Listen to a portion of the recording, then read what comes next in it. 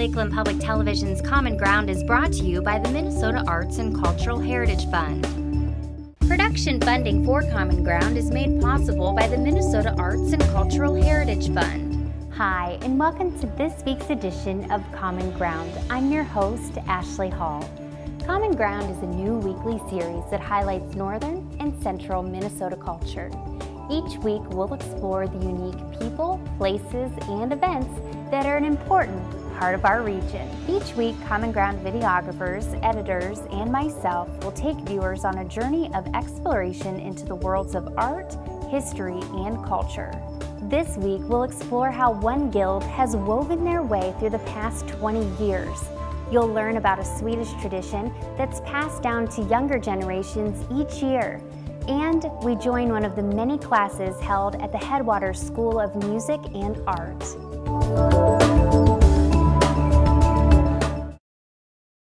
The Headwaters Basket Weaver Group was formed 20 years ago this year.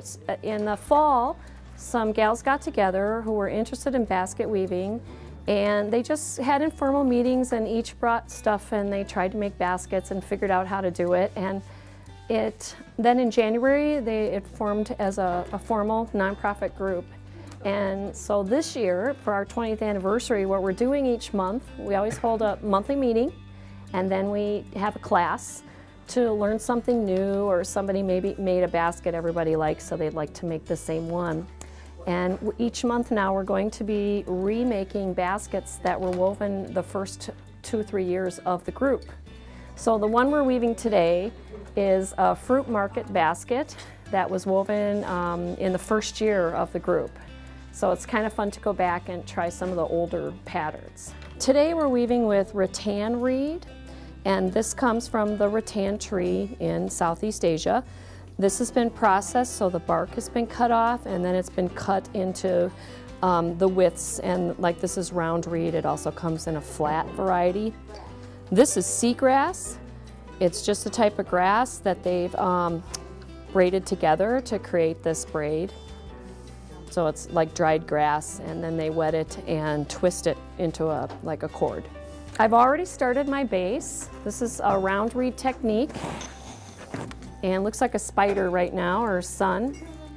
And I'm doing a round base, and I'm ready to start going up the sides. So these pieces on the outside, I'm going to start to weave them up into a bowl shape. My name is Charlene Jones, and I'm making a round reed fruit basket. But first you started with the 4 spokes, and then you're splitting into 2, and now I'm splitting into 1. Finish it if you want to, when you want to start going up, or if you want to keep going out and then going up. So you're deciding your own shaping as you go. I've only been in the guild probably 5-6 years. We have a retreat in June, and you can weave 10-12 baskets for that weekend. You know, baskets go back so far in time, and just like any fine craft, over a period of time things have been shared, and you know, the techniques travel around the world, so you might find the style of basket pretty much around the world anywhere, just woven from different materials. I went to my first meeting, actually I went to a community ed class of one of the members of our guild, and was quite surprised that by the end of the evening I had completed a whole basket. I didn't think that was possible. So I ended up coming to a Headwaters Basket Maker Guild meeting, and that was in 1995, and I've been a member and weaving baskets ever since then. I number my baskets, so right now I'm in the 800s. So over the past 15 years I've woven over 800 baskets of various sizes and types. I'm Moni Martin. Macy Fordell and me were the ones that started the guild up here. Macy Fordell was a basket teacher from Guthrie, and I believe she's down in Arizona. We are trying to find her now.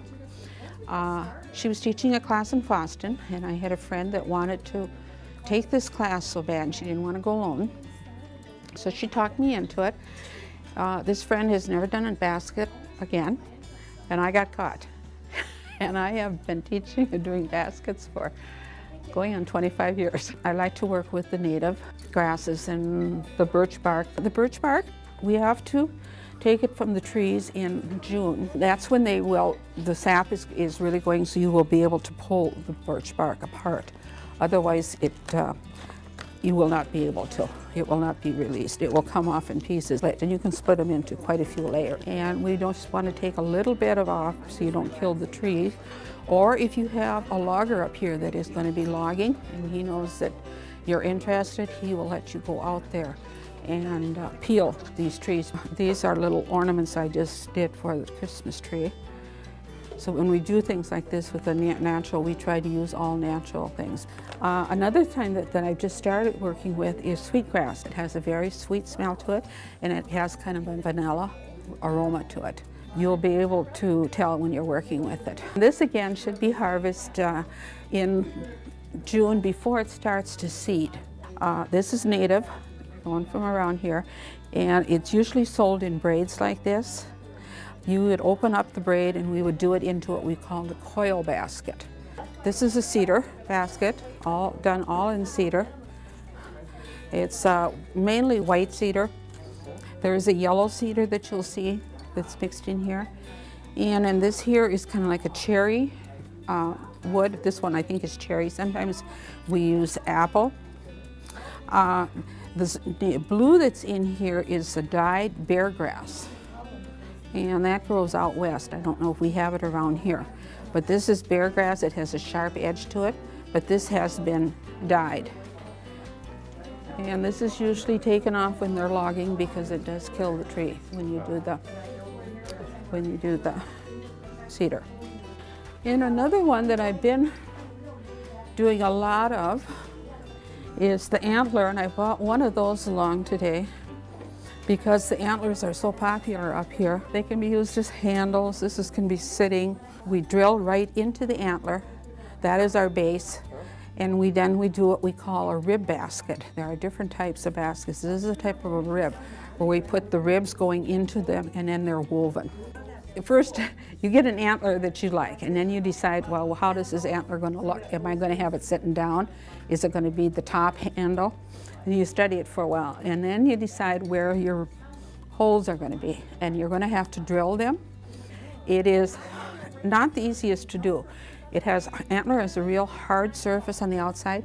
Once you break through to that hard surface, it's really easy, and that's when you can angle your drills so that you can angle them in different areas. Originally I called this one Deer Haven, and I had a fawn and a mother that lays in there. A twill pattern is where you would make a pattern by going over more than one, like over 4, under 3, over 4, under 3, and on that whole roll going around here, that's what that pattern was, over 4, under 3. And on this, to do another one, it was like over 3, under 3. And like this is over 4. And then you would end up with the design in your basket. This is all done with a real narrow rattan reed. We dye our own reed. There are some companies that will sell it, but it's really pricey. So most of the reed that we use all the reed that I use, I dye myself. You get the colors you want because you can mix the colors and you can do your own dye mixes in that. My favorites are like purple, blue, teal. And you can tell it in my baskets. It's a lot easier than you might think to get started basket weaving. It's very simple tools. In fact, I'll show you some of my tools. You need things like awls and scissors, and what else, you guys? A spray bottle, a bucket for water, and maybe some type of tools for just, this is called a packer for pulling rolls down. It saves on the ends of your fingers. And we use things like clothespins and clips. So you don't need real fancy tools to get started. And the basket patterns start with very simple over-under that we all learned as young children with paper, or maybe you've woven on those metal looms where you made the little pot holders. It's basically the same type of thing. This basket is a black ash basket. We were talking about different materials that you can weave with. And one of the gentlemen in our weaving guild is a logger, and when he finds a great black ash tree, cuts it down, and he goes through the process. They call it pounding the ash. It breaks the growth rings off of the log, and then he splits the material down to nice thin pieces that you can weave a basket with. And he's going to be teaching us a basket later on this spring, so he dropped off a sample today for us to take a look at. So this basket is woven from black ash here in the Bemidji area. That's where he gets his logs. But you can also weave with birch bark, cedar bark, elm bark, hickory bark, you know, just about any kind of natural tree type material. You can also make cordage we were talking about this earlier, make cordage out of different plant materials when it's been dried and soaked again. So in Minnesota, pretty much the materials we have available in the northern part here is the black ash. We have birch bark, which is very popular. It's also used in Native American baskets quite a bit. We have things like cattails, honeysuckle vines, grapevines that you grow. You can, when the leaves have died back, cut those and weave with those. And then of course any trees, oak. It's a lot of preparation for some of those materials, but you can get really nice stuff to work with. Like the black ash, you cut your tree, you cut the bark off the outside of the log, probably cut your log into 4 or 5 foot lengths. And after the bark has been removed, you make slits in it and you start to pound it with like a wooden mallet or a large thing, and you pound until the growth rings, they'll just pop right off the side of the log, and then you pull those off. And they're fairly thick, so the next step is to make a slit and you peel them apart. Do the same with birch bark. To thin it out to weave with it, you have to peel the pieces apart, the layers of the tree apart. And then you have pieces you can cut to the size you need and weave your basket. You can see in this basket that there's some very narrow pieces that have been woven with on the side. So all of these pieces were cut by hand to this width. Your strips that you've peeled out from the tree are probably about anywhere from 2 to 4 or 5 inches wide. And then you just have to cut to whatever shape or size basket you're making. I probably weave mostly with rattan reed because it's less expensive and easy, readily available. But I do enjoy trying different materials and the idiosyncrasies of each of those materials. It's kind of fun to find that out and then try to combine them later. It's fun to take birch bark and weave it in with the rattan reed, because in this area, in northern Minnesota, people really identify with birch bark, so they like to see baskets from that. Other materials that I've enjoyed weaving with is the black ash. Although I'm a little lazy about it, I usually purchase my ash from Byron. He does all the hard work.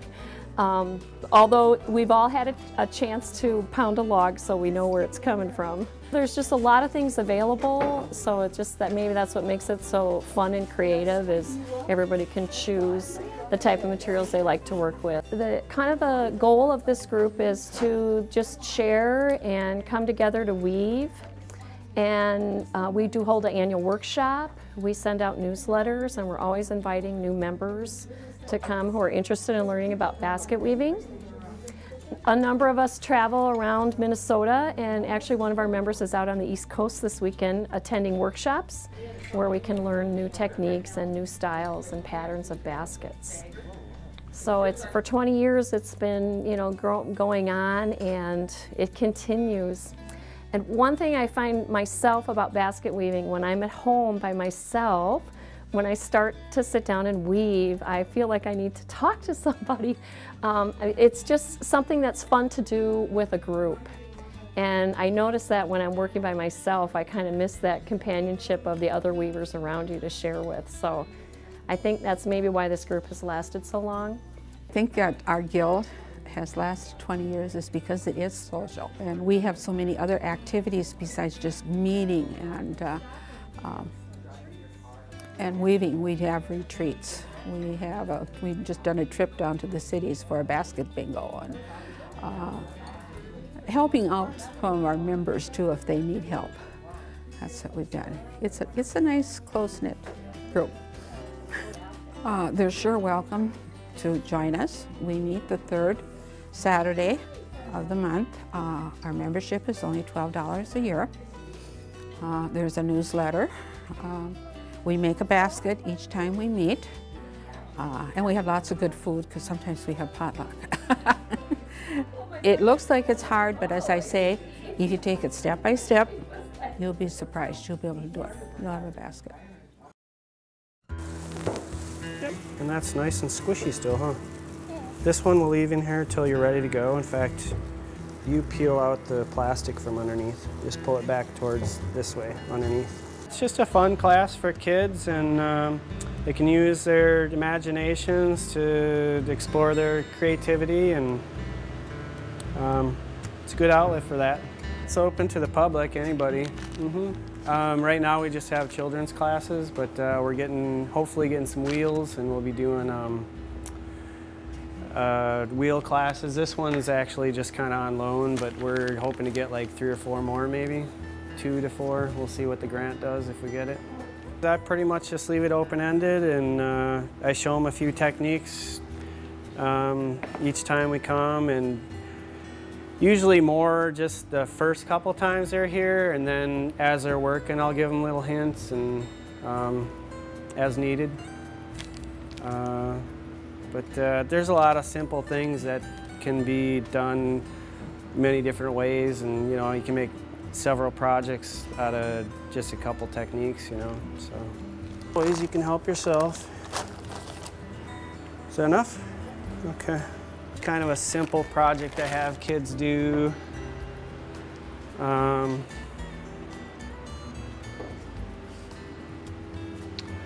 This is Joshua's, that's Joshua, and this was his first and second times here he did this one. That's a snake coming out of the bottom there.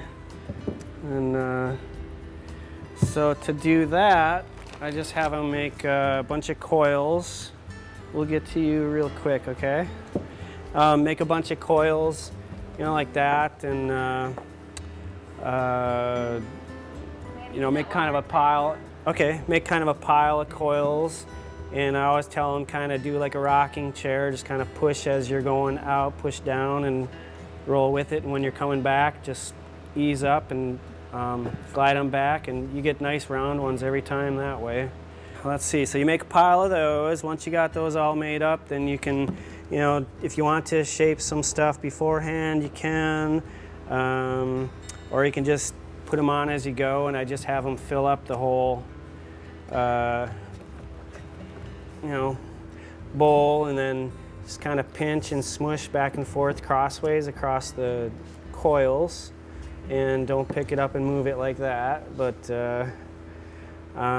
and then you can take, once you got those all kind of half connected, you can put a design in it if you want, like smearing it around or just roll over it and kind of smooth it out, whatever you want to do. I think Josh just rolled over his a bit, right? Yeah, just tried to smooth it out. And on this side, you can pretty much just peel it off, and if you've done it carefully, you'll come up with a nice pattern. And then also, if you want, you can kind of texture the coils beforehand, before you get them on there, and you can have like spirals going on your coils and stuff. And cloth, like a doily or anything, something that's kind of textured. A lot of cloths work really nice. And get that kind of patted on there, and then just kind of roll it out. I think my clay's a little stiff. There we go. And this is a really easy way to get a nice quick pattern. You have a nice pattern, and which you can take and do a number of things with. If you can let it stiffen up and make like a box or something, cut it into pieces, or you can take this and, you know, make a rectangle and a circle and make a cup, or you can just take this slab and put it over one of the bowls. It's called a hump mold, and gently and gradually kind of form it over that, and you can either take like a pin tool like this and trim it around, or just leave it as is. Same thing with the bottom and all. And then if you've done it carefully, you got a nice sweet little bowl. You could make like a dozen of those in an hour easily, you know. So you're gonna be pushing with this part of your hand right on the top, okay? Don't let your hand slide over to the far side, okay? You're just gonna, you can even lift this elbow up and push down like you're doing a push-up almost, okay? And it should kind of squash down like a pancake, okay? If you're pushing hard enough. Yeah, that's pretty good. Okay, now when you're pushing with one hand, you're always still kind of pushing with the other. Not really pushing, but just still touching it enough that it's kind of staying all compressed. Okay, you're pushing on all of it. Okay, but to make it go down, you're pushing more down with this hand. To make it go up, you're pushing more down and forward with that hand, and you kind of let it go up. But if you just push it one way without touching it the other way, it's just gonna kind of get all out of hand on you, okay? Clay's, you know, pretty elemental stuff, and you can do so much with it, and it's a great medium for doing 3D work or 2D work, and maybe learning about patience and failure and success, and how they can kind of both be good, you know. Sometimes it takes a few failures to get to a success, and I've seen that with some of the kids who have a certain project they want to do, and it doesn't work the first 1 or 2 times, you know, but, you know, they maybe learn, well, this part right here didn't work because I didn't quite do what I was supposed to here, or you know, this should have been thicker, or whatever, you know. I really like doing clay because it's fun to sculpt stuff, and I get to show other people my imagination. I like to do animals a lot, so I just did a bird. I made a horsey. That was my first one, and then I made a deer in grass. I started on the bird, and then I did the little it's like a little stick that sticks out of the ground. This is slip, and then after we finish scoring, then we put slip over the scores. Helps the clay to stick together. It's on the outside, right? Like, if you don't do anything up around the top of this, it's gonna look even cooler when you put the pattern on the piece that's behind. It'll be more of a contrast. Okay. It'll create some interest, right? Okay. Okay.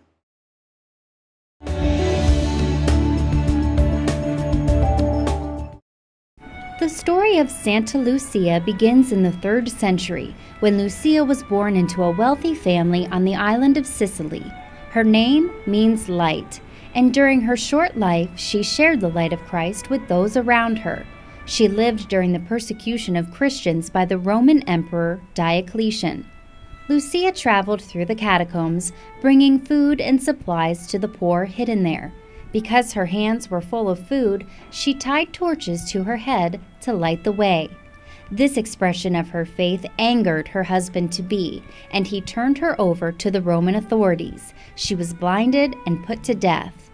According to legend, centuries after her death, a ship laden with food and clothing arrived in Sweden at the height of a terrible famine. A maiden in the bow, clad in white with a halo of light above her head, distributed food to the starving. The word Lucia can be traced to the Latin word lux, meaning light. With her luminous halo of candles, Lucia became a symbol for turning the tides of long winters, and above all, a reminder of the light of the world.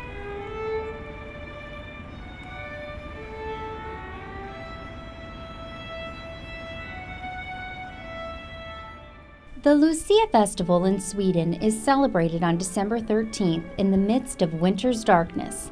According to the old calendar, this is the longest night of the year. Her celebration marks the beginning of the Christmas season and the hope of brighter days to come. The Lady of Light, as she is known, rises early in the morning. Of the many Lucias who brighten December 13th, the little daughter at home is undoubtedly the most endearing. Each family member has a role to play. The father must pretend to stay fast asleep amidst all the clinking coffee cups and bustling children. Mother dresses the family in long white gowns, cornets of tinsel for the girls and tall conical hats for the boys. When Lucia, with her crown of flickering candles and her attendants enter the bedroom, Father awakens to a mystical sight and is treated to breakfast in bed. As the shadows of candlelight dance on the walls and breakfast is served, Christmas has begun.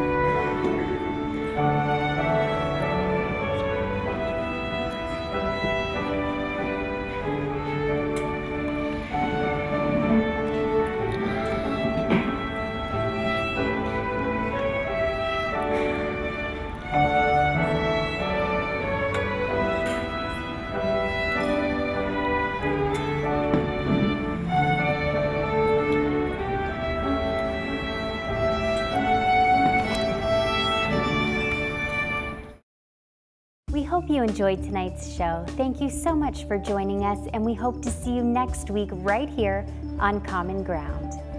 If you have a segment idea for Common Ground, please contact us at legacy@lptv.org or call us at 218-333-3022.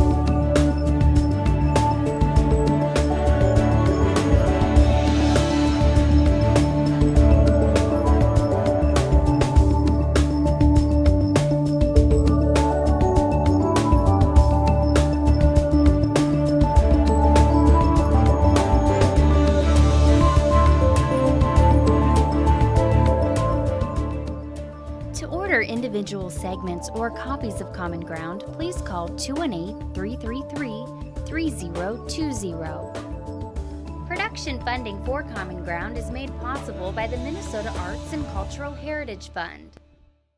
If you enjoyed this segment of Lakeland Public Television's Common Ground, consider making a contribution at lptv.org.